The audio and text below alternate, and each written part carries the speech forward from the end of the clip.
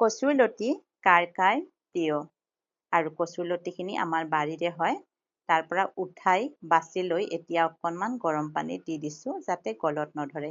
কিন্তু আমাৰ বাৰীৰ কচুৰ লতিখিনি এনেও গলত নধৰে। খাবলৈ বৰ ধুনীয়া। এতিয়া লৈছোঁ মাছ। এইখিনি ঘৰতে শুকোৱা মাছ। এইখিনি ভাজি ল'লোঁ মাছখিনি মই। তাৰপিছতে অকণমান পিঁয়াজ আৰু এয়া হৈছে নহৰু। এইখিনিও ভাজি ল'ম। এইখিনি ৰংচোৱা হোৱাৰ পিছতে অকণমান সৰিয়হ দি দিলোঁ মই। এইখিনি লগ কৰি ভাজি লৈ উঠাই লৈছোঁ এয়া মাছৰ সৈতে একেলগে।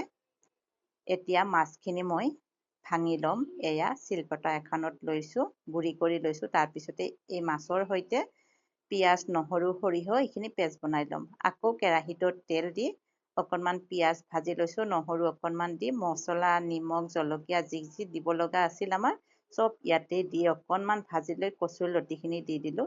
তাৰপিছতে যে পেষ্ট বনাই লৈছিলোঁ সেইখিনি দি ধুনীয়াকৈ মিক্স কৰি দিলোঁ। অকণমান কেঁচা জলকীয়া পানীটো দি দিলোঁ পৰিমাণ মতে। তাৰপিছত ঢাকনিৰে ঢাকি ৰাখিলোঁ। ধুনীয়াকৈ উতলাৰ পিছত দি দিলোঁ অকণমান নেমুৰ ৰস আৰু নেমুৰ পাত। আৰু এই ৰেচিপিটো ইউটিউবত চাইছিলোঁ মই। খাবলৈ যে ইমান ধুনীয়া হৈছিলে। আৰু আপোনালোকে এদিন বনাই খাবচোন বন্ধু বান্ধৱীসকল। আজিৰ ৰেচিপিটো ইমানেই।